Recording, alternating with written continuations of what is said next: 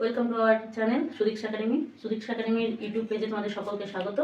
তোমরা দেখেছো যে আমাদের একাডেমিতে কিছুদিন আগে থেকেই তোমার কম্পিটিটিভ ইংলিশের ক্লাস শুরু হয়ে গেছে। ইডিয়াম, ওয়ান ওয়ার্ড এবং হয়েছে কালেকটিভ নাউনের ক্লাস।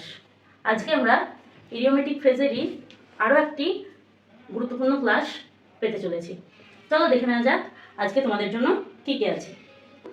ইডিয়ম অ্যান্ড ফ্রেজেস কথার অর্থ হলো বাগধারা, মানে আমরা কোনো কথাকে ঘুরিয়ে সেই অর্থটা বোঝালে সেটা হচ্ছে, যেমন ধরো কেউ পড়াশোনায় যদি কাঁচা হয় বা যদি আগে পড়েছে কিন্তু এখন পড়া ধরতে গিয়ে দেখলে তার মনে কিছুই নেই, তখন কি বলবে তাকে তোমরা, যে তোমার পড়াটাকে কেঁচো গন্ডুস করতে হবে। কেঁচো গন্ডুস অর্থাৎ পুনরায় শুরু করা, বা যে অন্যের ব্যাপারে বেশি ইন্টারফেয়ার করে তাকে বলা হয় নাক গলানো।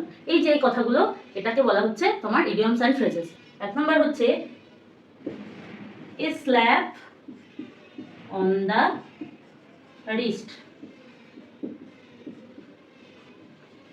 এ স্ল্যাপ, আমরা স্ল্যাপ কথার অর্থ জানি থাপ্পড়, মানে গালে যেটা চাটি বা থাপ্পড় মারে সেটা হচ্ছে slap. A slap on the wrist, কিন্তু এখানে এই থাপ্পড়টা গালে নয়, থাপ্পড়টা হচ্ছে হাতে।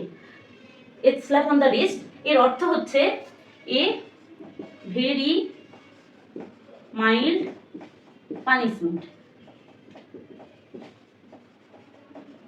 কি করে হলো এ ভেরি মাইল্ড পানিশমেন্ট?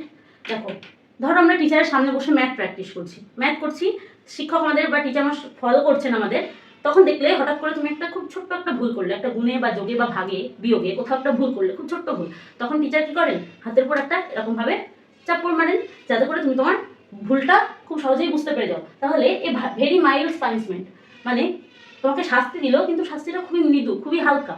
এটার জন্যই বলা হচ্ছে a slap on the wrist হচ্ছে a very mild punishment. Next number 2, at somebody's elbow.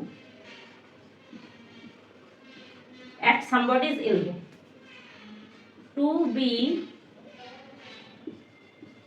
near someone in order to help. দেখো, at somebody's elbow কারণ কোনই, এটার অর্থ কি?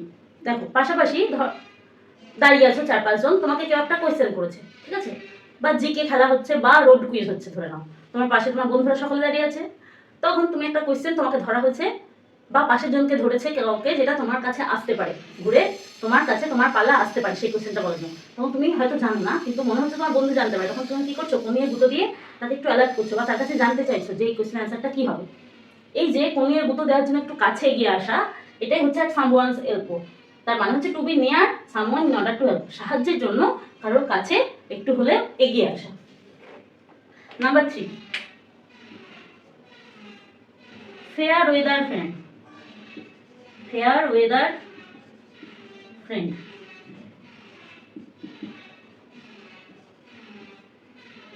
এরকম ফ্রেন্ড আমাদের সকলেরই থাকে, দু একটা করে, সবার ফ্রেন্ড সার্কেলে এরকম দু একটা ফ্রেন্ড থেকেই যায়। তো ফেয়ার ওয়েদার ফ্রেন্ড, ওয়েদার মানে আবহাওয়া, ফেয়ার ওয়েদার মানে কি, আবহাওয়াটা যখন খুব সুন্দর, রোদ ঝলমলে আকাশ, বৃষ্টি নেই, বজ্রপাত নেই, খুব কনকনে ঠান্ডা নেই, সুন্দর ওয়েদার, সেই সময়ের বন্ধু, মানে ভালো সময়ের বন্ধু। এর অর্থ কি হবে, যে বন্ধু শুধুমাত্র তোমার ভালো সময় আসে এবং তোমার খারাপ সময় দেখলে চলে যায় তোমার কাছ থেকে, কোনো হেল্প করতে হবে ভেবে ভয়ে চলে যায়, যে সে কিরকম ফ্রেন্ড, আমাদের সেলফিশ ফ্রেন্ড। তাহলে এই ফেয়ার ওয়েদার ফ্রেন্ডের অর্থ হলো selfish friend. Clear অবধি? Number 4, everyone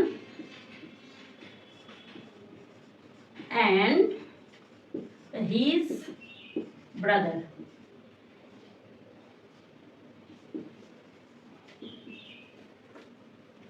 দেখো, এভরিওয়ান, আমি বলছি এভরিওয়ান অ্যান্ড হিজ ব্রাদার, তাহলে হিজ ব্রাদার মানে তার ভাই তো এই এভরিওয়ানের মধ্যেই ঢুকে আছে, তবুও দেখো একটু এক্সাজারেট করে বলছে, একটু বাড়িয়ে বলছে everyone and his brother.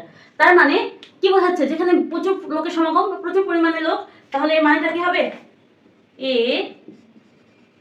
Large number of people. Everyone and his ব্রাদারের অর্থ হলো a large number of people. Clear? Number 5, counting your chickens, counting your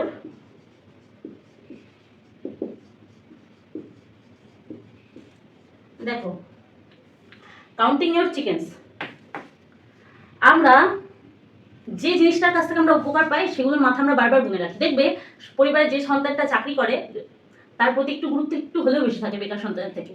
বা তোমার বাড়িতে যদি গ্রামের দিকে দেখবে যার বাড়িতে 4-5টা গরু থাকে, যে গরুটা একটু বেশি দুধ দেয় তার যত্ন একটু বেশি থাকে, তার খাওয়া দাওয়ার কোয়ালিটি বেশি থাকে, তাকে সবুজ ঘাস দেওয়া হয়, তাকে আরও আটা খোল এগুলো দেওয়া হয়।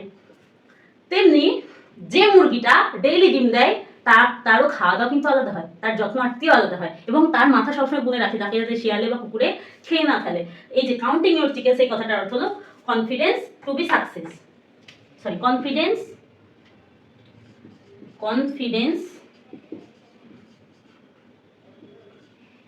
Of success.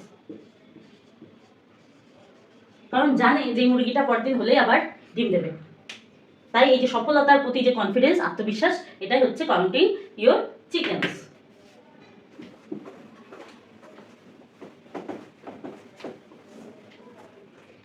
Number 6,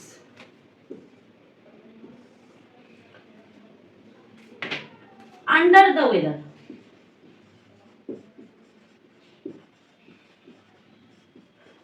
under the weather আবহাওয়ার নিচে। আবহাওয়ার নিচে মানে কি, ধরো বৃষ্টি হচ্ছে সেই সময় তুমি বৃষ্টিতে ভিজছো, ধরো প্রখর রোদ চলছে এই সময় খুবই রোদের তাপ সহ্য করা যাচ্ছে না, 42, 43, 44 ডিগ্রি অবধি চলে যাচ্ছে, এই সময় তুমি প্রচন্ড রোদে এই ওয়েদারের মধ্যে, বা প্রচন্ড কনকনে ঠান্ডা সেই সময় তুমি ঠান্ডায় রাস্তায় হাঁটছো ফাঁকা নির্জন রাস্তায়, তাহলে তুমি কি অস্বস্তি বোধ করছো বা তোমার খারাপ ফিল হচ্ছে। এই যে আন্ডার দ্য ওয়েদার কথার অর্থ হচ্ছে ফিল আনওয়েল, ফিল আনওয়েল।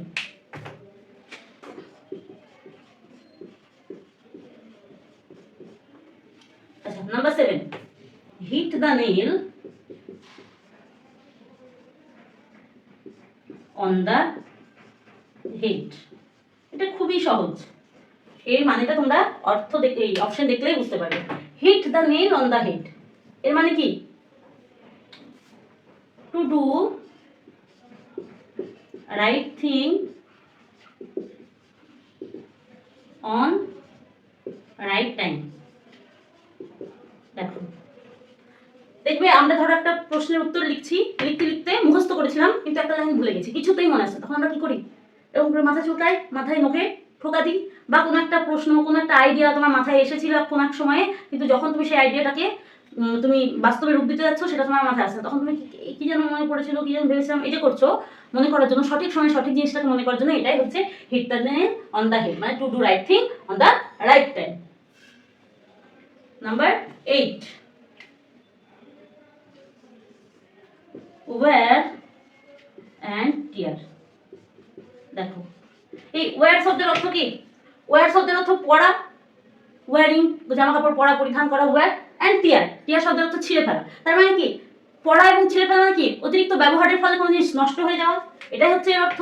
তার মানে এর ইডিওমেটিক অর্থ হচ্ছে ড্যামেজ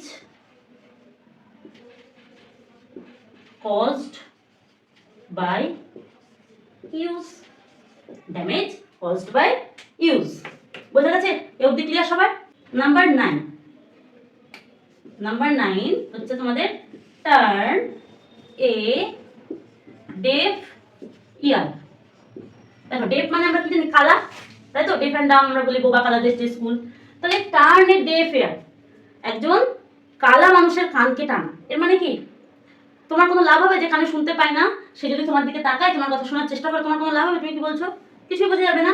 তাহলে এর অর্থ হচ্ছে রিফিউজ টু লিসেন, শুনতে অস্বীকার করা, মানে শোনার অনিচ্ছা, শোনার ইচ্ছে নেই, এমন হচ্ছে turn a deaf ear, refuse to listen. Okay, number 10, tall talk. Tall talk, দেখো আমরা কথা তো শুনেছি, টক কথা বা স্পিচ, তাহলে সেটা আবার টল লম্বা হচ্ছে মানে কি, আমরা তো জানি মানুষ লম্বা হয়, গাছের হাইট বেশি হলে টল শর্ট এরকম আমরা ছোটবেলায় উদাহরণ পড়েছি, কথা আবার লম্বা হচ্ছে মানে কি, এক্সাজারেটেড স্পিচ বোঝাচ্ছে, মানে বাড়িয়ে বলা, কোনো কথাকে বাড়িয়ে বলা, যা নয় তাই আরো অ্যাড করে বলাটাই হচ্ছে টল টক। তার মানে হচ্ছে এক্সাজারেট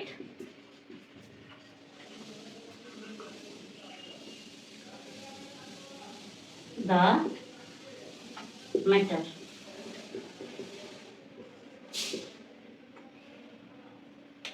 আচ্ছা, আজকে আমাদের ইডিয়ম অ্যান্ড ফ্রেজেসের ক্লাস এই অবধি ছিল। তোমরা যারা যারা দেখলে সকলকে থ্যাংক ইউ। ক্লাসটি ভালো লাগলে লাইক, কমেন্ট এবং বন্ধুদের সাথে শেয়ার করে নিও এবং অবশ্যই আমাদের চ্যানেলটিকে সাবস্ক্রাইব করে পাশে থেকো। Thank you.